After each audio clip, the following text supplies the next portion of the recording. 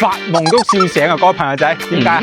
我身後呢套別墅重價104萬就可以上啫，而且仲係大裝修先。喂，102萬，你喺鄉下買塊地起樓都唔得啦，係咪先？你冇覺得佢好偏啊？20分鐘嘅時間咧就翻到你港珠澳大橋，有埋呢個香港直通巴，所以你過關翻香港真係方便到不得了啊！咁樓下咧都會有呢個商場啊、街市啊、宵夜街、步行街以及呢個按摩特惠嘅地方，全部都有晒㗎。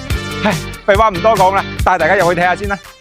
OK， 咁上到嚟啦，嗱，同大家講下，咁佢呢度咧係上下一共有3層咁俾你使用嘅，咁見面咧去到200方，但係實質上使用嘅面積足去到400方俾到你咁去使用嘅。咁一樓呢一個位置咧就係呢個客廳啦、食飯啦，以及嗰邊咧就係廚房位置啦，以及工人房，以及仲會有一個工位嘅。咁2樓嘅佈局咧一共會係3間房，咁有一個工位啦，其中仲有一個咧係主人套房咁樣去一個佈局嘅。